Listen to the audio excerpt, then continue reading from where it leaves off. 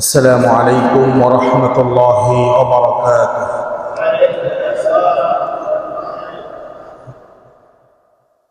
إن الحمد لله نحمده ونستعينه ونستغفره ونؤمن به ونتوكل عليه ونعوذ بالله من شرور أنفسنا ومن سيئات أعمالنا. من يهده الله فلا مضل له ومن يضلله فلا هادي له فلن تجد له وليا مرشدا. نشهد أن لا إله إلا الله وحده لا شريك له والذي لا ضد له ولا ند له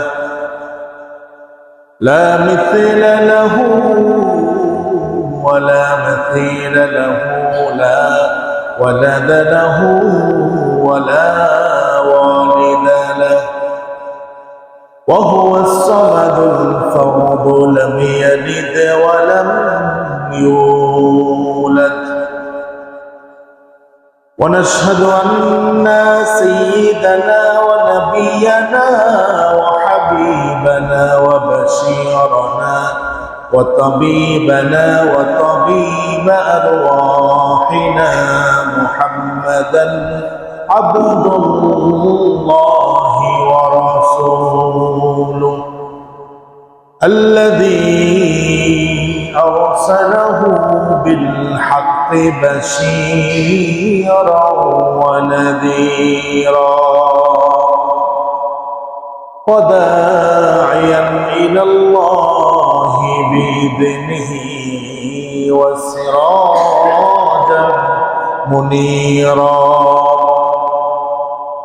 أما بعد فقد قال الله تعالى في كلامه المجيد وفرقان الحميد. أعوذ بالله من الشيطان الرجيم. بسم الله الرحمن الرحيم.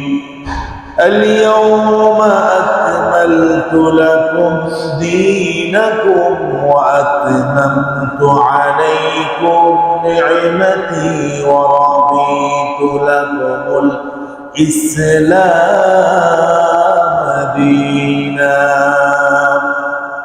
وقال تعالى في شان حبيبه إرشادا لنا وتعليما. إن الله وملائكته يصلون على النبي يا أيها الذين آمنوا صلوا عليه وسلموا تسليما. اللهم صل على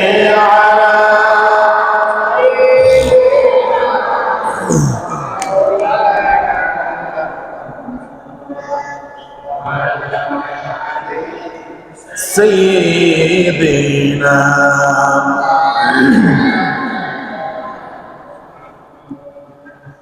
যে মানুষ মানুষের বেদনায় কেঁদেছিলেন জীবন মদিনায়। যে মানুষ মানুষের বেদনায় কেঁদেছিলেন জীবন মদিনায়। সে মাটি সে মানুষ যদি এত সুন্দর না জানি তাহলে তুমি কত সুন্দর। আল্লাহুম্মা সাল্লি আলা মাওলানা মুহাম্মদ ওয়া আলা আলি मौलाना। होना ये फूल तो बुलबुल का तरन्नुम भी न हो, चमन दहर में कलियों का तबस्सुम भी न हो। बलगल उला बिकमालिही कशाफत दुजा بجماله حسنت جميع خصاله صلوا। বিশ্বজাহানের একমাত্র অধিপতি আল্লাহ সুবহানাহু ওয়া তাআলার আলিশান দরবারে প্রাণ খুলে হৃদয়ের সবটুকু ভালোবাসাকে উজাড় করে মুহাব্বতের সাথে আমরা শুকরিয়া আদায় করছি যে আল্লাহ সুবহানাহু ওয়া তাআলা দুনিয়ার সমস্ত কর্মব্যস্ততাকে উপেক্ষা করে মালিকের ডাকে সাড়া দিয়ে জুমার দিন ফজিলতুন দিন আমাদেরকে সালাতুল জুমআ আদায় করার নিয়তে মসজিদে আগেভাগে আসার তৌফিক ইনায়াত করেছেন। সেজন্য আমরা মুনিবের শুকরিয়া আদায় করে বলছি আলহামদুলিল্লাহ। রব্বানা লাকাল হামদ হামদান কাসীরান তাইয়িবান মুবারাকান ফীহি ইয়া রাব্বি লাকাল হামদ কামা ইয়ানবাগি لجلال وجهك وعظيم سلطانك। আমরা মহিয়ান গরিয়ান আল্লাহ সুবহানাহু ওয়া তাআলার প্রশংসা আদায় করলাম। বিশ্বনবী সাইয়্যিদুল আম্বিয়া সাইয়্যিদুল মুরসালিন সাইয়্যিদুল আতকিয়া শফি মাহশর সাকি কাউসার দো জাহানের সরদার নবিয়ুনা হাবিবুনা উসওয়াতুনা কুদওয়াতুনা মুহাম্মদ, সকলে বলছি সাল্লাল্লাহু। আমরা নবীজির শানে সালাত এবং সালাম প্রেরণ করেছি। যুগে যুগে ইসলামের জন্য, দ্বীনের জন্য ন্যায্য অধিকার আদায়ে যারা সংগ্রাম করে দুনিয়া থেকে বিদায় হয়েছেন, আল্লাহ পাক যেন তাদের প্রত্যেককে শাহাদাতের মর্যাদা দান করেন, আমরা করছি আমিন। সম্মানিত হাজিরিন, দিন প্রিয়, ইসলাম প্রিয়, প্রিয় মুসল্লিয়ানে কেরাম, আজকে হচ্ছে জিলকাদ মাসের তৃতীয় জুমা, যে আল্লাহ পাক আমাদেরকে কবুল করেছেন সালাত আদায় করার জন্য, দিনে কিছু কথাবার্তা শোনার জন্য যে আল্লাহ তাআলা তৌফিক দিয়েছেন। আবারও প্রাণ খুলে মনিবের জন্য শুকরিয়া আদায় করে বলছি আলহামদুলিল্লাহ। সম্মানিত হাজিরিন, প্রিয় মুসল্লিয়ানে কেরাম, বিগত দুটি জুমাতে হজের গুরুত্ব, তাৎপর্য, ফজিলত, বাইতুল্লাহর ইতিহাস, বৈশিষ্ট্য, মর্যাদা আমরা আলোচনা করেছি। আজকে আমরা আলোচনা করব নবী করিম সাল্লাল্লাহু আলাইহি সাল্লামের একটি ঐতিহাসিক ভাষণ, যে ভাষণটি তিনি বিদায় হজের ভাষণে দিয়েছেন। আমরা আজকে বিদায় হজের ভাষণ নিয়ে কথা বলবো এবং এখান থেকে গুরুত্বপূর্ণ কিছু শিক্ষা নিয়ে আমরা আলোচনা করব ইনশাআল্লাহ। নবী করিম সাল্লাল্লাহু আলাইহি সাল্লাম জীবনে উমরা করেছেন 4 বার। কয়বার? আর হজ করেছেন 1 বার। এটাই প্রথম, এটাই লাস্ট নবী করিম সাল্লাল্লাহু আলাইহি সাল্লামের হজ ছিল, যেটি 10ম হিজরিতে প্রায় 1,40,000 সাহাবীদেরকে নিয়ে রাসূল করেছেন। সুবহানাল্লাহ। চিন্তা করছেন, আজ থেকে 1450 বছর আগে 1,40,000 মানুষ নিয়ে আল্লাহ রাসূল সাল্লাল্লাহু আলাইহি সাল্লাম হজ আদায় করেছেন। সুবহানাল্লাহ। সম্মানিত ভাইয়েরা, নবী করিম সাল্লাল্লাহু আলাইহি সাল্লাম নবুয়ত পাওয়ার পরে মক্কাতে 13 বছর দাওয়াত দিয়েছেন। 6 বছর। আর মদিনাতে দাওয়াত দিয়েছেন 10 বছর। 13 আর 10 কত? 23 বছর। এই 23 বছরের জিন্দেগিতে মক্কাতে রাসূল সাল্লাল্লাহু আলাইহি সাল্লাম দাওয়াত দিয়েছেন বটে, কিন্তু মক্কার নিকৃষ্ট জাহেল মার্কা লোকগুলো আল্লাহ রাসূলের দাওয়াতকে যেমনি ভাবে গ্রহণ করা দরকার ছিল তেমনি ভাবে গ্রহণ। রাসূলের জন্মভূমি, মাতৃভূমি, পিতৃভূমি মক্কা। রাসূল দাওয়াত দিয়েছেন, মনে করেছেন যে মানুষরা রাসূলের কথা শুনবে, কিন্তু আফসোসের বিষয় তারা নবী করিম সাল্লাল্লাহু আলাইহি সাল্লামকে সুন্দরভাবে রিসিভ করতে পারে নাই। ঠিক কিনা? আল্লাহ রাব্বুল আলামিন রাসূলকে হিজরত করার আদেশ দিয়েছেন। আল্লাহ রাসূল সাল্লাল্লাহু আলাইহি সাল্লাম দ্বীনের জন্য, ইসলামের জন্য, দাওয়াতে দ্বীনকে প্রসারিত করার জন্য রাসূল সাল্লাল্লাহু আলাইহি সাল্লাম রাতের আধারে কাফের মুশরিকদের চোখকে ফাঁকি দিয়ে মক্কা থেকে মদিনায় হিজরত করেছেন। সময় পেয়েছেন 10 বছর। 6 বছর। আমার ভাইরা খুব খেয়াল করে শুনেন, মক্কার 13 বছর, মদিনার 10 বছর। এই 23 বছরে নবী করিম সাল্লাল্লাহু আলাইহি সাল্লাম যে মানুষকে দাওয়াত দিয়েছেন, মানুষকে দ্বীনের পথে এনেছেন, সর্বশেষ কত মানুষ রাসূলের দাওয়াত কবুল করেছে এটা দেখানোর জন্য আল্লাহ তাআলা নবী করিম সাল্লাল্লাহু আলাইহি সাল্লামকে বিদায় হজের মাধ্যমে রাসূলকে আল্লাহ তাআলা দেখিয়ে দিলেন যে দেখো তোমার দাওয়াতের ফলাফল কি, তুমি দেখো তোমার দাওয়াতের কারণে কত মানুষ ইসলাম কবুল করেছে। সুবহানাল্লাহ। হযরত নূহ আলাইহিস সালাম 950 বছর দাওয়াত দিয়েছেন। কত বছর? 70 থেকে 80 জন মানুষ দাওয়াত কবুল করেছে।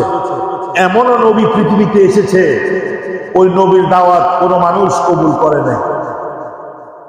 দেখেন, চিন্তা করেন, দ্বীনের প্রতি মানুষের উদাসীনতা, আল্লাহর প্রতি মানুষের উদাসীনতা, এটা আগেও ছিল, এখনো নাকি এখনো নাই? এখনো ইসলামের প্রতি, দ্বীনের প্রতি, কোরআনের প্রতি মানুষের উদাসীনতা ব্যাপক লক্ষ্য করতেছি আমরা। আমার ভাইয়েরা, রাসূল সাল্লাল্লাহু আলাইহি সাল্লামের জীবনের শেষের দিকে এসে আল্লাহ তাআলা 10ম হিজরিতে নবী করিম সাল্লাল্লাহু আলাইহি সাল্লামকে অর্ডার করেছেন, যাও বাইতুল্লাহ জিয়ারতে চলে যাও। সুবহানাল্লাহ বিহামদিহি। নবী করিম সাল্লাল্লাহু আলাইহি সাল্লাম তিনি তার বিবিদেরকে জানিয়ে দিলেন যে হজের প্রস্তুতি নাও। সাহাবায়ে কেরামদেরকে জানিয়ে দিলেন হজের প্রস্তুতি গ্রহণ করো। ওয়াতাজাওয়াদু ফাইন্না খায়রাজ যাদি তাকওয়া। হজের যে পাথেয় যা যা দরকার আল্লাহ পাক বলছেন ওয়াতাজাওয়াদু, তোমরা হজের যে পাথেয় আছে যা যা দরকার সবগুলো সংগ্রহ করো। সুবহানাল্লাহ। হাজী সাহেবরা মক্কাতে যাওয়ার সময় কত কিছু নেয়, যার পান খাওয়ার অভ্যাস দেখবেন যে সে পান নিয়ে যাবে, ঠিক কিনা? তারপরে যায় যার যেটা খাওয়ার অভ্যাস সে সেটা নিয়ে যায়।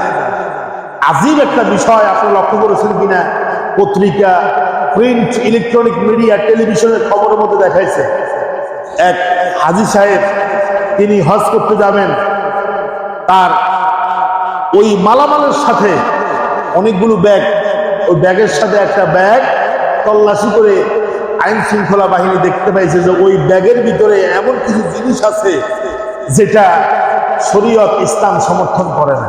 কথা হয় না? সেখানে জর্দা, গুল বা আরো আমরা মাদক জাতীয় অনেকগুলো জিনিস ওই ব্যাগের মধ্যে পেয়েছে। ব্যাগের উপরে লেখা আছে হজ 2025, ব্যক্তি মালিকানা কার ব্যাগ, ওই সব কিছু লেখা ছিল। দেখেন, আল্লাহ পাক বলছেন তোমরা হজের জন্য পাথেয় গ্রহণ করো, তবে ফাইন্না খায়রাজ যাদি তাকওয়া, উত্তম ফাতেও হচ্ছে তাকওয়া। সুবহানাল্লাহ। আমার ভাইরা, নবী করিম সাল্লাল্লাহু আলাইহি সাল্লাম হজের জন্য প্রস্তুতি নিচ্ছেন। হজে যাওয়ার পূর্বে হযরত মুআজ ইবনে জাবাল রাদিয়াল্লাহু তাআলা আনহু, রাসূল সাল্লাল্লাহু আলাইহি সাল্লামের একজন প্রিয় সাহাবী, তাকে তিনি ইয়ামেনের গভর্নর হিসাবে পাঠাবে। ওই বিদায়ের সময় মুআজ রাদিয়াল্লাহু তাআলা আনহুকে রাসূল সাল্লাল্লাহু আলাইহি ওয়াসাল্লাম বলতেছে, ইয়া মুআজ ইন্নাকা আসা আল্লা তালকানি বাদা আমি হাদা। মুআজ, তোমাকে আমি ইয়ামেনে পাঠাচ্ছি গভর্নর হিসাবে, তবে ইয়ামেন থেকে যখন তুমি মদিনায় আসবে তখন আমি রাসূলের সাথে তোমার সাক্ষাৎ নাও হতে পারে। আল্লাহু আকবার। তার মানে রাসূল সাল্লাল্লাহু আলাইহি সাল্লাম জেনে গেছে, তাকে জানানো হয়েছে যে বিদায় হজ সর্বশেষ হজ।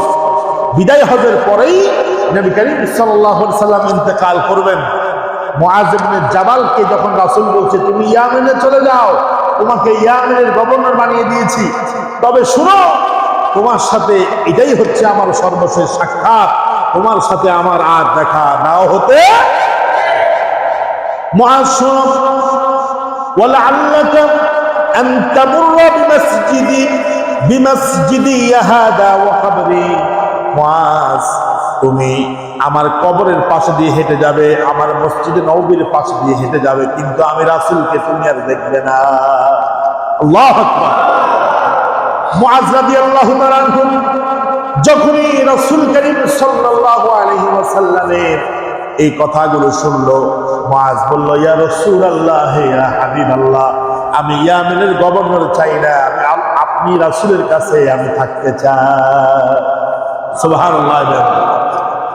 মুআজ রাদিয়াল্লাহু তাআলা আনহুর বুঝতে বাকি নেই যে নবী করিম সাল্লাল্লাহু আলাইহি সাল্লামের এই কথাগুলো বুঝাচ্ছে নবী আমাদের মাঝে আর বেশি দিন থাকবে। 10ম হিজরির 26শে জিলকদ, 10ম হিজরির 26শে জিলকদ জোহরের নামাজ পড়ে নবী করিম সাল্লাল্লাহু আলাইহি সাল্লাম সাহাবীদের বিশাল একটা বহর নিয়ে মক্কার উদ্দেশ্যে, মদিনা থেকে মক্কার উদ্দেশ্যে রওনা দিয়েছেন। জুল হুলাইফা নামক জায়গাতে নবী করিম সাল্লাল্লাহু আলাইহি সাল্লাম সাহাবীদেরকে বলছে এখানে থামো, কারণ মদিনাবাসী, মদিনা থেকে যারা হজ করতে যাবে, মদিনা থেকে যারা হজ করতে যাবে, এদের মিকাত হচ্ছে জুল হুলাইফা। মিকাত হলো 7টা। বলেন কয়টা? যারা হজ করছেন তারা অবশ্যই জানেন। মিকাত অতিক্রম করার আগেই ইহরামের কাপড় পরতে হয়, এটা কি জানেন আপনারা? তো মদিনাবাসীর জন্য মিকাত হচ্ছে জুল হুলাইফা। রাসূল সাল্লাল্লাহু আলাইহি সাল্লাম কোনো বিমানে করে নয়, ঘোড়া এবং বিভিন্ন ছোটখাটো বাহন নিয়ে, খচ্চর, গাদা, ঘোড়া, এগুলো নিয়ে হজে রওনা হয়েছেন মক্কা, মদিনা থেকে মক্কার দিকে। জুল হুলাইফা নামক জায়গায় এসে রাসূল সাল্লাল্লাহু আলাইহি ওয়াসাল্লাম সবাইকে বলছে এখানে থামো, এখানে আমরা ইহরামের কাপড় পরিধান করতে হবে। নবী করিম সাল্লাল্লাহু আলাইহি সাল্লাম ইহরামের কাপড় পরলেন, সব সাহাবীকে ইহরামের কাপড় পরতে বললেন, আর ইহরামের কাপড় পরে রাসূল সাল্লাল্লাহু আলাইহি ওয়াসাল্লাম পড়ছেন, লাব্বাইক আল্লাহুম্মা লাব্বাইক লাব্বাইক লা শারীকা লাক লাব্বাইক ইন্নাল হামদা ওয়ান নি'মাতা লাকা ওয়াল মুলক লা শারীকা লাক। আমাদের দেশে যারা হজ করতে যায়, অনেক মুআল্লিমের সাথে আমার কথা হয়, ওনারা বলে যে হাজী সাহেবদেরকে তালবিয়া শিখানো এটা এমন মারাত্মক কঠিন, লাব্বাইক বললে ওনারা লাব্বাইক বলতে পারে না, আল্লাহুম্মা বললে আল্লাহুম্মা বলতে পারে না। এরকম লোক আছে কিনা? কথা বলে আছে না? অনেক হাজী সাহেব বলে, মুআল্লিমকে বলে, হুজুর আপনি পড়ে দেন, আপনি পড়ে দেন, আমার মুখ দিয়ে বের হচ্ছে না। আফসোস, একজন হাজী সাহেব হজ করতে যাবে, তালবিয়াটা তার মুখ দিয়ে বের হচ্ছে না, আসতেছে না, এটা বড় আজীব কারবার, ঠিক কিনা? জুল হুলাইফা নামক জায়গাতে রাসূল সাল্লাল্লাহু আলাইহি ওয়াসাল্লাম ইহরামের কাপড় পরছে, সাহাবায়ে কেরামদেরকে বলছে তোমরাও পরো।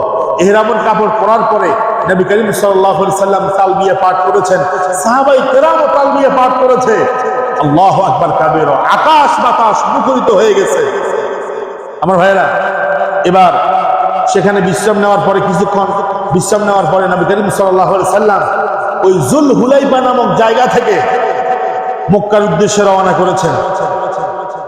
দেখেন, রওনা দিয়েছেন কয় তারিখে? জিলকদ মাসে 26 তারিখে, আর মক্কায় যায় পৌঁছেছে জিলহজ মাসের 3 তারিখে। তাহলে সময় কয়দিন লাগছে? প্রায় 9 দিন। বলেন কয়দিন? 9 দিন সময় লেগেছে। নবী করিম সাল্লাল্লাহু আলাইহি সাল্লাম যখনই মক্কায় প্রবেশ করেছে, চতুর্দিকে আল্লাহ রাসূল সাল্লাল্লাহু আলাইহি সাল্লামের সাহাবায়ে কেরাম এসে রাসূল সাল্লাল্লাহু আলাইহি সাল্লামকে ঘিরে ফেলেছে। আল্লাহু আকবার, তারা তাকবীর দিয়েছে। রাসূল সাল্লাল্লাহু আলাইহি সাল্লামকে ইস্তেকবাল করে, তারা রাসূলকে ইস্তেকবাল করে গ্রহণ করেছে। দেখেন, যে মক্কা থেকে রাসূল সাল্লাল্লাহু আলাইহি সাল্লামকে বের করে দিয়েছে, সেই মক্কার মানুষরাই নবী করিম সাল্লাল্লাহু আলাইহি সাল্লামকে কি ইস্তেকবাল দিয়ে, তাকবীর দিয়ে গ্রহণ করেছে। সুবহানাল্লাহ। এজন্য আমি বলি যে সত্যের বিজয় এক সময় হবে, ঠিক কি না? অন্যায়ভাবে কেউ আপনাকে বের করে দিয়েছে, অন্যায়ভাবে কেউ আপনার উপরে জুলুম করেছে, অন্যায়ভাবে কেউ আপনাকে কষ্ট দিয়েছে, দেখবেন যে বিজয়টা আপনারই হবে। সুবহানাল্লাহ। আর যে আপনাকে কষ্ট দিয়েছে, আপনাকে বিপদে ফেলেছে, আপনাকে বের করে দিয়েছে, দেখা যাবে যে আপনি ঠিক মতনই আপনার দেশে থাকবেন, কিন্তু যে আপনাকে কষ্ট দিয়েছে সে দেশে থাকতে পারবে। কুল জাআল হাক্কু ওয়া যাহাকাল বাতিল ইন্নাল বাতিলা কানা যাহুকা। বাতিল সবসময় দূরীভূত হবে, সত্য প্রতিষ্ঠিত হবে। এটা আল্লাহর ওয়াদা। বলেন কার ওয়াদা? আমার ভাইরা, নবী করিম সাল্লাল্লাহু আলাইহি সাল্লাম জিলহজের 3 তারিখে মক্কায় প্রবেশ করলেন। সাহাবায়ে কেরাম আনন্দিত হলো, তাকবীর দিল, রাসূল সাল্লাল্লাহু আলাইহি সাল্লামকে তারা গ্রহণ করে নিল। আমার সম্মানিত ভাইরা, নবী করিম সাল্লাল্লাহু আলাইহি সাল্লাম মক্কায় ঢুকেই উমরা করলেন, বাইতুল্লাহ তাওয়াফ করছে, এরপরে সাফা মারওয়া সাই করেছে, মাকামে ইব্রাহিমে গিয়ে সাল্লা রাকাতাইনে, রাসূল 2 রাকাত নামাজ পড়েছে। কয় রাকাত? সাফা মারওয়া সাই করেছে 7 চক্কর, বাইতুল্লাহ তাওয়াফ করেছে 7 বার। উমরা করার পরে নবী করিম সাল্লাল্লাহু আলাইহি সাল্লাম বলছেন, হে আমার সাহাবীরা, তোমরা যারা কুরবানির জন্তু, এটাকে হাদি বলা হয়, হাদি, কুরবানির জন্তু যারা আনো নাই, তোমরা হলক করো। হলক মানে কি? মাথার চুলগুলো। সাহাবায়ে কেরাম বলতেছে, ইয়া রাসূলুল্লাহ সাল্লাল্লাহু, আমাদেরকে বলতেছেন মাথার চুল পালার জন্য, কিন্তু আপনি তো চুল ফেলতেছেন না, ঘটনা কি? নবী করিম সাল্লাল্লাহু আলাইহি ওয়াসাল্লাম বলছেন, আমি তো কোরবানির পশু নিয়ে এসেছি, তোমরা তো আনো নাই, এই জন্য তোমরা এখন মাথা হলক করে হালাল হয়ে যাও, আবার তোমরা নতুন করে এহরাম করে হজ করবা। হজ হচ্ছে 3 প্রকার। বলেন কত প্রকার? একটা হলো হজ্জে কেরান, আর একটা হচ্ছে হজ্জে তামাত্তু। হজ্জে কেরান কি? দেখেন, হজ্জে কেরানটা একটু কঠিন। একই এহরামের কাপড়ে হজ এবং উমরা, আগে উমরা এরপরে হজ, এটা হচ্ছে হজ্জে কেরান। একসাথে হজ এবং উমরা, একই এহরামের কাপড় দিয়ে উমরা এবং হজ করা, এটা খুবই কষ্টকর। আর আমাদের বাংলাদেশি সহ বিভিন্ন দেশের মানুষরা হজ্জে তামাত্তু করে। তামাত্তু কি? হজ্জে তামাত্তু হচ্ছে প্রথমে উমরা করবে, উমরা করে হালাল হবে, এরপরে আবার নতুন করে হজের জন্য এহরামের কাপড় পরে কি করবে? হজ করবে, মাঝখান দিয়ে একটু রেস্ট করবে, এটাকে বলা হয় হজ্জে তামাত্তু। আর হচ্ছে হজ্জে ইফরাদ। হজ্জে ইফরাদ হচ্ছে শুধু হজ করা, উমরা ছাড়া শুধু হজ করা, এটাকে বলা হয় হজ্জে ইফরাদ। এখন নবী করিম সাল্লাল্লাহু আলাইহি সাল্লাম মক্কা থেকে, মদিনা থেকে মক্কায় এসেছেন কেরান হজ, অর্থাৎ একই কাপড়ে, একই ইহরামের কাপড়ে হজ এবং উমরা করবে। এখন কিছু কিছু সাহাবী কোরবানির যে পশু আছে এটা আনে নাই, তখন রাসূল বলছে, তোমরা মাথা মুন্ডন করে হালাল হও। সাহাবায়ে কেরাম বলতেছে, না, এটা আমরা করব না। আপনি যে মাথা মুন্ডন করতেছেন না, আমরাও। অর্থাৎ সাহাবায়ে কেরাম মনে করছে যে রাসূল যেভাবে যেভাবে চলে, যেভাবে যেভাবে করে, আমরাও সেভাবে করব। আসলে সিস্টেম হচ্ছে রাসূল যেটা করতে বলে সেটা আমরা করব, আর রাসূল যেটা করতে নিষেধ করে ওটা আমরা ছেড়ে দেব, ঠিক কি না? এটাই ইসলাম। আমাদের দেশে অনেক মানুষ আছে মানে অন্ধভক্ত, কথা বুঝেন না? অন্ধভক্ত বুঝেন না? যে আমার নেতা যা করে আমি তা করব, আমার খতিব সাহেব যা করে আমি তা করব, আমার পীর সাহেব যা করে আমি তা করব, এটা কিন্তু ইসলাম বলে না। ইসলাম অন্ধবিশ্বাসের মূলে কুঠারাঘাত করেছে, ঠিক কিনা? আমার ভাইয়েরা, নবী করিম সাল্লাল্লাহু আলাইহি সাল্লাম আয়েশা রাদিয়াল্লাহু তাআলা আনহার কাছে চলে গেল, যা বলছে আমার সাহাবীদেরকে বলো যে আমি যদি জানতাম যে আমার সাহাবীরা এখানে এসে হলক করবে না মাথা, তাহলে আমি নিজেও কোরবানির পশু নিয়ে আসতাম। যখন সাহাবায়ে কেরাম এটা শুনছে, সাথে সাথে তারা যারা কোরবানির পশু নিয়ে আসে না, প্রত্যেকে মাথা মুন্ডন করে হলক করে তারা হালাল হয়ে গেছে। এরপরে নবী করিম সাল্লাল্লাহু আলাইহি সাল্লাম 8 তারিখ জিলহজ মাসের 8 তারিখ চলে গেলেন মিনাতে। মিনা বলেন কোথায়? মিনা। যারা হজ করতে গেছেন, উমরা করতে গেছেন, তাদের জন্য এই মিনা, মুজদালিফা, আরাফাত এগুলা একেবারে মানে চোখের সামনে বাসে। আর যে একবার মক্কা এবং মদিনায় গেছে সে বারবার যাওয়ার জন্য পেরেশান থাকে, ঠিক কিনা? এমন কোন মানুষ আপনি পাবেন না যে মক্কায় একবার গেছে হজ করতে অথবা উমরা করতে, সে বলবে যে আমার আর যাইতে মন চায় না। বরং যে একবার গিয়েছে, আল্লাহু আকবার, সে বলে যে আমার বারবার যেতে মন চায়, বারবার যেতে মন চায়। আল্লাহু আকবার, আল্লাহু আকবার। আমার ভাইরা, 8 জিলহজ নবী করিম সাল্লাল্লাহু আলাইহি সাল্লাম মিনায় চলে গেছেন। মিনায় ফজর পর্যন্ত রাসূল সাল্লাল্লাহু আলাইহি সাল্লাম মিনাতে অবস্থান করলেন। এরপরে ফজরের পরে নবী করিম সাল্লাল্লাহু আলাইহি সাল্লাম সাহাবীদেরকে নিয়ে তালবিয়া পাঠ করতে করতে রাসূল সাল্লাল্লাহু আলাইহি সাল্লাম আরাফাতের ময়দানে চলে গেছে। আরাফাতের ময়দান, আল্লাহু আকবার। এই পৃথিবীতে যত ময়দান আছে, সর্বশ্রেষ্ঠ ময়দান হচ্ছে আরাফাতের ময়দান। আল্লাহু আকবার। অনেকে বুঝে না, অনেকে কয় টঙ্গীর ময়দান হচ্ছে বিশ্বের শ্রেষ্ঠ ময়দান। এগুলা বলা যাবে না। টঙ্গীর ময়দানে একটা গুরুত্ব আছে, কিন্তু আরাফাতের ময়দানের সাথে টঙ্গীর ময়দানকে তুলনা করা যাবে। আজ পর্যন্ত কি শুনছেন যে আরাফাতের ময়দানে একজন আরেকজনের মাথা ফাটাইছে? না, বলতে হবে ফাটাইছে। একজন আরেকজনকে খুন করছে আরাফাতের ময়দানে, আজ পর্যন্ত শুনছেন? আমার মনে হয় না কিয়ামত পর্যন্ত শুনবেন। যদি হয় সেটা আল্লাহ মাফ করুক, এখনো পর্যন্ত আমরা শুনি নাই।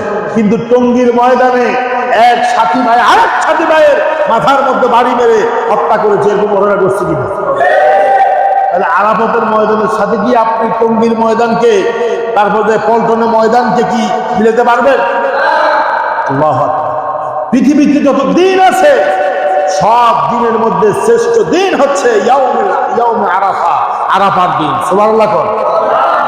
হাদিসে এসেছে ওই দিন আল্লাহ পাক অধিক সংখ্যক মানুষকে আল্লাহ পাক মাফ করে দেন। সুবহানাল্লাহ। নবী করিম সাল্লাল্লাহু আলাইহি সাল্লাম মদিনা থেকে যখন মক্কায় গেলেন, উমরার কাজ সম্পন্ন করে 9 জিলহজ মিনা থেকে নবী করিম সাল্লাল্লাহু আলাইহি সাল্লাম সরাসরি আরাফাতের ময়দানে চলে আসলেন। অসংখ্য অগণিত সাহাবী নবী করিম সাল্লাল্লাহু আলাইহি সাল্লামের সাথে রয়েছেন। আল্লাহ রাসূল নামিরা উপত্যকায় চলে গেলেন।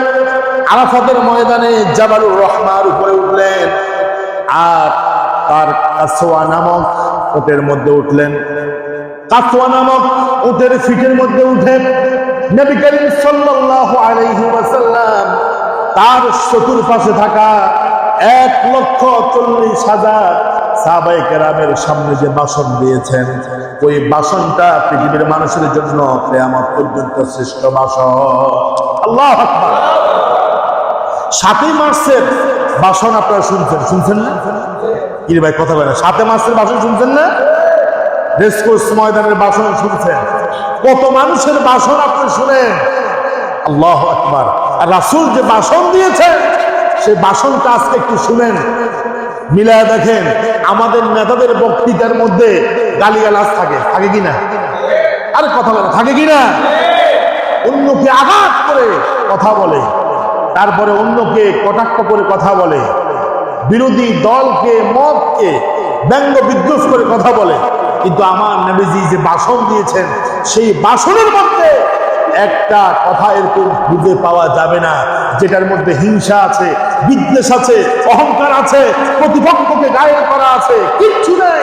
আমার রাসূলের বাসনটা কিয়ামত পর্যন্ত সর্বশ্রেষ্ঠ বাসন হিসাবে পরিগণিত হবে। সুবহানাল্লাহ।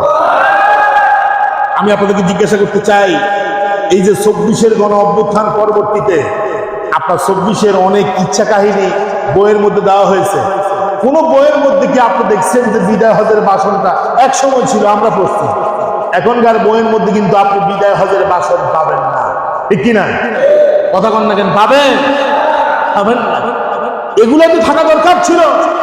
আমাদের ছেলেমেয়েরা, আমাদের বাচ্চারা এই রাসূলের বিদায় হজের ভাষণ যদি পড়তো, জানতো, বুঝতো ছোটকাল থেকে, আল্লাহর কসম দিয়ে বলতেছি প্রত্যেকটা সন্তান, ছেলে মেয়ে আদর্শ সন্তান হিসেবে গড়ে উঠতো, ঠিক কিনা? কি চমৎকার কথা আল্লাহ রাসূল সাল্লাল্লাহু আলাইহি ওয়াসাল্লাম বলেছেন। দেখেন, আমি আপনাদের এই কয়েকজন মানুষের সামনে কথা বলতেছি, মাইক ছাড়া আমি কতক্ষণ বলতে পারবো, কিন্তু প্রায় কেউ বলছে 1.25 লক্ষ, কেউ বলছে 1,30,000, কেউ বলছে 1,40,000। আমরা বলবো যে 1 লাখের অধিক মানুষের সামনে নবী করিম সাল্লাল্লাহু আলাইহি ওয়াসাল্লাম খুতবা দিয়েছেন, ভাষণ দিয়েছেন, বক্তব্য দিয়েছেন। কোনো কি মাইক ছিল? কথা কয় না কেন? স্পিকার ছিল? কিচ্ছু ছিল না। নবী করিম সাল্লাল্লাহু আলাইহি ওয়াসাল্লাম বক্তব্য দিয়েছেন, আর সাহাবায়ে কেরাম কিংকত নীরবতা অবলম্বন করে রাসূলের কথাগুলো শুনেছেন। ওই সময়ে ট্যাপ রেকর্ডার ছিল না, ভিডিও ছিল না, অডিও ছিল না, কিচ্ছু ছিল না। রাসূলের 27 মিনিটের বক্তব্য সাহাবায়ে কেরাম শুনেছে, দিনের ভিতরে গেঁথে নিয়েছে। আল্লাহু আকবার।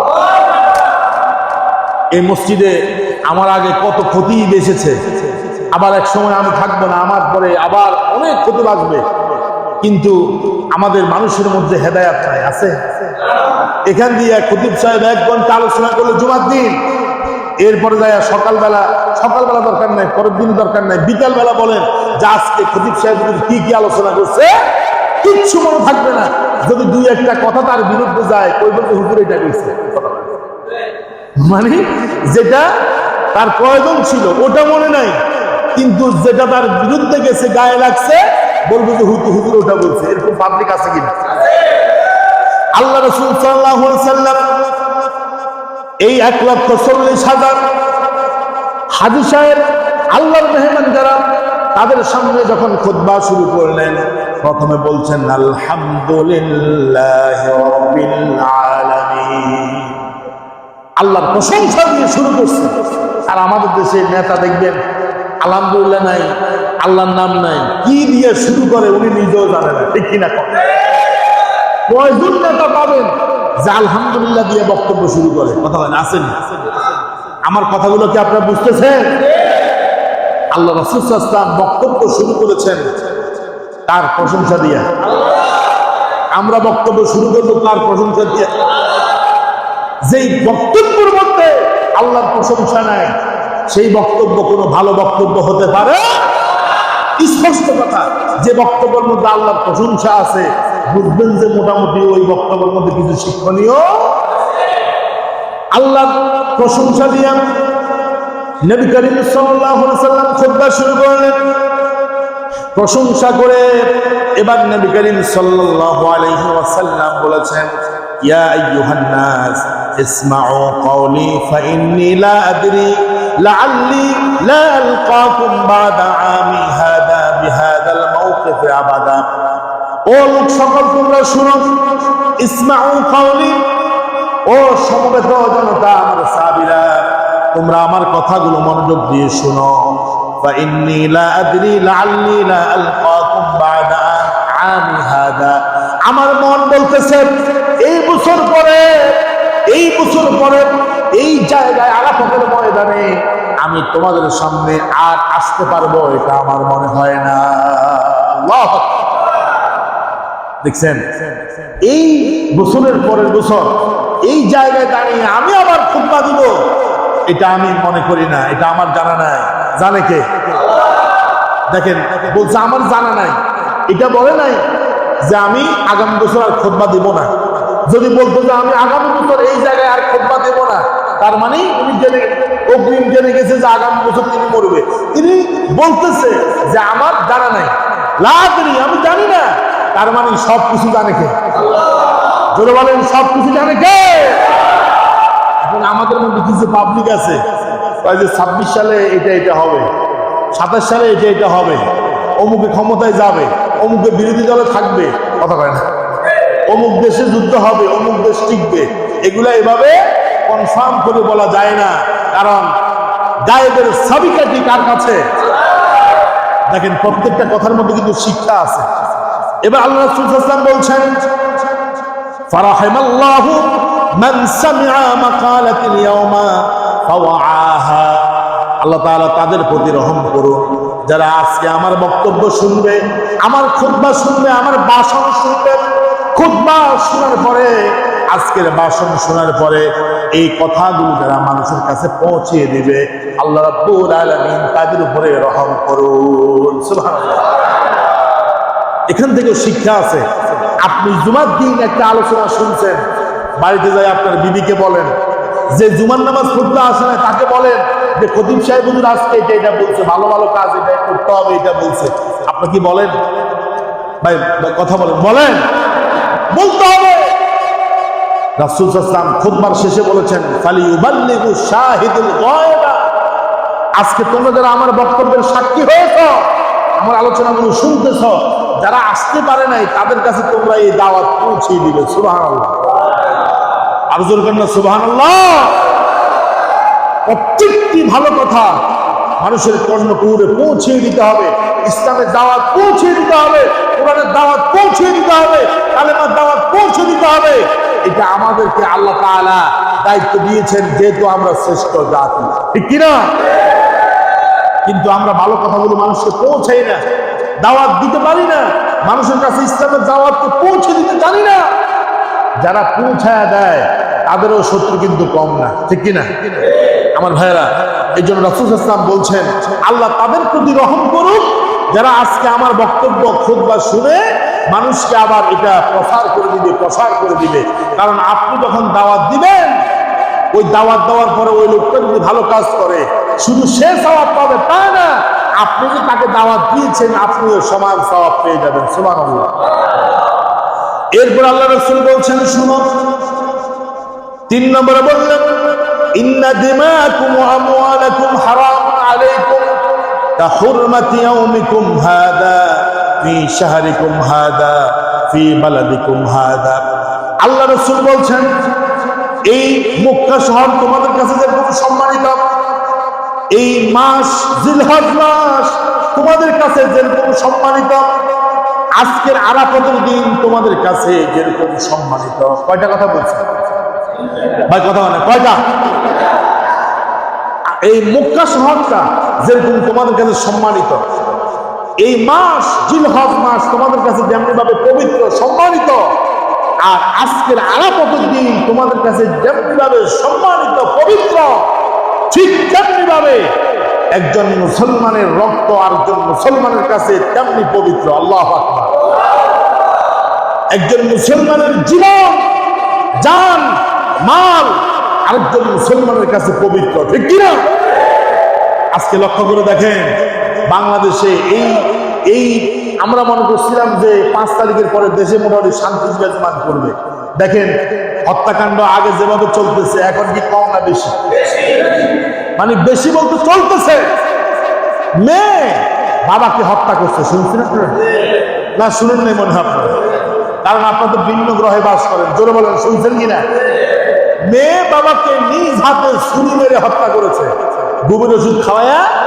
অর্থাৎ মেয়েটা ছিল সমকামী, মেয়েটা ছিল নষ্টা ভ্রষ্টা চরিত্রহীন। বাবা বাধা দিয়েছে কেন? বাবাকে ঘুমের ট্যাবলেট খাওয়াইছে 20টা। কয়টা?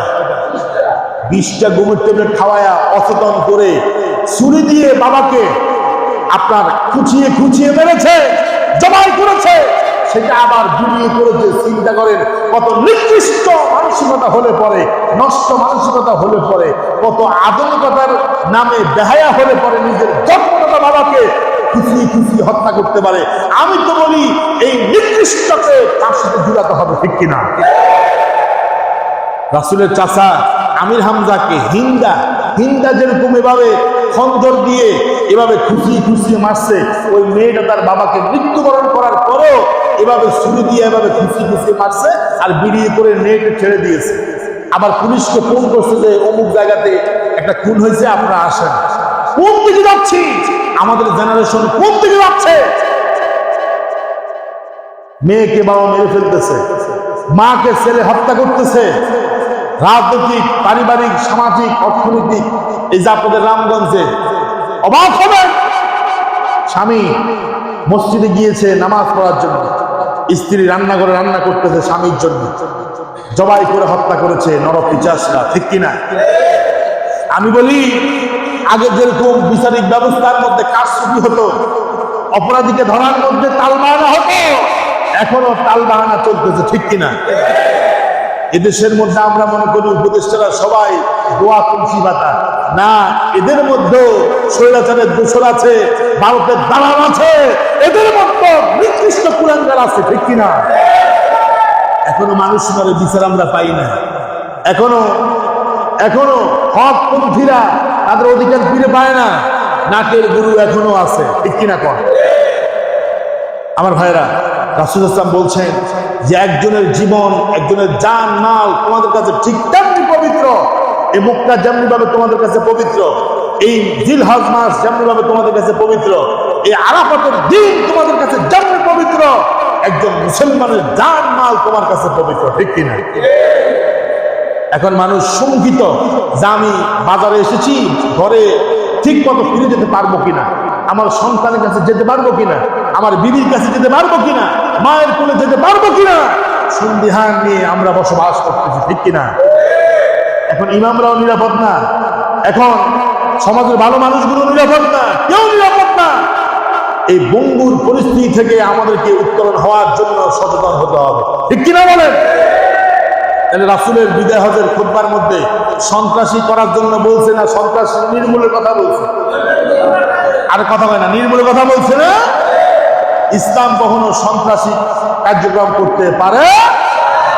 আপনি দেখেন রাসূলের বক্তব্যের মধ্যে সন্ত্রাসী কোনো কথা আপনি পাবেন না, অথচ বিধর্মীরা বলে মুসলমানরা সন্ত্রাস। নাউযুবিল্লাহ না? কি চমৎকার কথা! একজনের রক্ত, একজনের জান মাল আরেকজনের কাছে পবিত্র, সম্মানিত।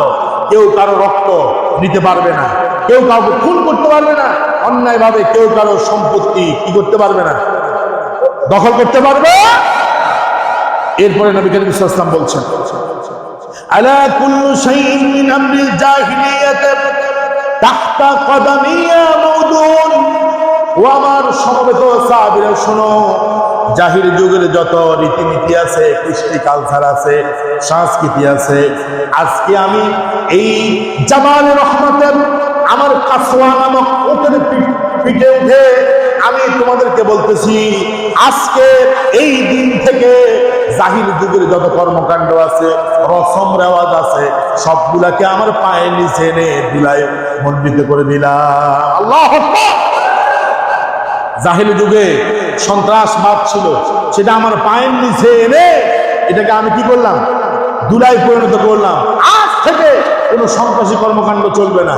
জাহিলি যুগে মাদক ছিল, মাদক, জাহিলি যুগের মাদক, ওটা আমার পায়ের নিচে এনে ধুলায় মণ্ডিত করলাম। এভাবে জাহিলি যুগের যত রেওয়াজ, রীতি, রসম, সংস্কৃতি আছে, সবগুলো আমার পায়ের নিচে আনলাম। আজ থেকে সব বাদ। আল্লাহু আকবার। আল্লাহ রাসূল বলছেন, খায়রুল কুরুনি করনি, আমার যুগ হলো শ্রেষ্ঠ যুগ। আল্লাহু আকবার। কিন্তু দেখেন রাসূলের যেই যুগ রাসূল কোরআন দিয়ে প্রতিষ্ঠা করেছেন, সেই যুগ কি এখনো আছে? ভাই কথা বলতে হবে, আছে? নাই। অথচ রাসূল বলছে খায়রুল কুরুনি করনি, আইয়ামে জাহিলিয়াতকে আইয়ামে জাহাবিয়া, সোনালী যুগ বানিয়ে দিয়েছেন একটা কিতাব দিয়ে। সেই কিতাবের নাম কি? সামাজিক, পারিবারিক, রাজনৈতিক, অর্থনৈতিক যত অপসংস্কৃতি কালচার আছে, সব কিছুকে রাসূল বলছে আমার পায়ের নিচে এনে আমি সেগুলাকে ধুলা বানিয়ে দিলাম। এগুলো বাদ, আজ থেকে এগুলো আর চলবে না। আল্লাহু আকবার। এরপর রাসূল বলছে, অরেবাল জাহিলিয়াত মাউদুন, জাহিলি যুগে সুদের প্রচলন ছিল।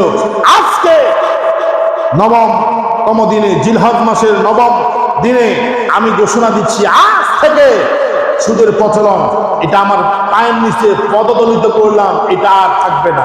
আল্লাহু আকবার। রাসূল বলছে, আমার চাচা আব্বাস, তার অনেক ঋণ মানুষের কাছে আছে সুদের উপরে, আমি তার ভাতিজা হিসাবে আমি মুহাম্মদ বলছি, আমার চাচা আব্বাসের সমস্ত সুদের টাকা আমি রাসূল মওকুফ করে দিয়েছি। আল্লাহু আকবার। আব্বাস রাদিয়াল্লাহু মেনে নিছে। দেখেন আমাদের দেশে হজ করে এসে সুদের কারবার করে এরকম লোক তো নাই, যেরকম না আছে কিনা? তুমি কিসের হজ করছো? তোমার কিসের হজ? যে বিদায় হজের ভাষণে রাসূল বলছে যে সুদের কারবারকে আমার পায়ের নিচে পদদলিত করছি, তুমি সেই সুদের কারবার করো বাংলাদেশে এসে হাদিস সাহেব মানুষ, তাহলে তোমার এই হজটা তো হজ হয় নাই, ঠিক কিনা? এরপর রাসূল সাল্লাল্লাহু আলাইহি ওয়াসাল্লাম বলছেন সাত্তাকুল্লাহা ফিন নিসাء ফাইন্নাকুম আখাযতুমুহুন্না বিআমানাতিল্লাহ। নারীদের ব্যাপারে রাসূল বলেছেন, নারীদেরকে রাসূল বলে যান নাই। আজকে নারীদের অধিকারের কথা বলে, নারী সংস্কারের কথা বলে এই দেশের মধ্যে কিছু কুলাঙ্গার তারা কোরআনের বিরোধিতা করতে চায়, ইসলামের বিরোধিতা করতে চায়, আল্লাহর কথাকে ওভারকাম করতে চায়। অথচ বিদায় হজের ভাষণে রাসূল শুধু পুরুষের কথা বলেন নাই, নারীদের কথাও বলেছেন। আল্লাহু আকবার। আস্তে হয়ে গেছেন আল্লাহু আকবার করে কর না। বিদায় হজের ভাষণে অনেকে মনে করে রাসূল মনে পুরুষের কথা বলছে। বিদায় হজের ভাষণে নবী করিম সাল্লাল্লাহু আলাইহি সাল্লাম নারীদের অধিকারের কথাও বলেছে। সুবহানাল্লাহ। আল্লাহ রাসূল বলছে ফাত্তাকুল্লাহা ফিন নিসা, নারীদের অধিকারের বিষয়ে তোমরা আল্লাহকে ভয় করো। সুবহানাল্লাহ। আচ্ছা কোন বিদায় হজের ভাষণে রাসূল কি নারীদেরকে ভুলে গেছে? নারীদের অধিকারের কথা ভুলে গেছে? কারণ ওই বিদায় হজের মধ্যে আল্লাহর ঘরের মেহমানদের মধ্যে নারীরাও ছিল কিনা? যেরকম ছিল কিনা? আমাদের দেশে যারা নারী অধিকারের কথা বলে আসলে এগুলো হলো বন্ড, ঠিক কিনা? এগুলো চরিত্র কি? এদের চরিত্র এক কারণে কথা বুঝেন নাই। নারী অধিকারের নামে নারীকে ভোগ করার জন্য তারা চেষ্টা করতেছে। এখন নারীরা তো পর্দার মধ্যে আছে, নারীরা তো ভালো অবস্থানে আছে। হ্যাঁ, ওই যে শিয়ার রাতের বেলা হুক্কা হুয়া করে যেন মুরগি হাঁস কবুতর বাইর হয়ে যায়, যাতে করে খাইতে পারে, ঠিক কিনা? এদের উদ্দেশ্য খারাপ। বিদায় হজের ভাষণে আমার রাসূল বলেছে ফাত্তাকুল্লাহা ফিন নিসা, নারীদের অধিকারের ব্যাপারে আল্লাহকে ভয় করো। সুবহানাল্লাহ। ফাইন্নাকুম আখাযতুমুহুন্না বিআমানাতিল্লাহ, রাসূল সাল্লাল্লাহু আলাইহি ওয়াসাল্লাম বলেছেন তোমরা তোমাদের স্ত্রীদেরকে তোমরা আল্লাহর আমানত হিসাবে গ্রহণ করেছো। সুবহানাল্লাহ। নারীরা আমাদের কাছে কি? আর দুর্বল না কেন আমাদের কাছে কি? এই নারীরা যদি ঘর থেকে বাইর হয় এই আমানতের খেয়ানত হবে না? কথা বল না, হবে না?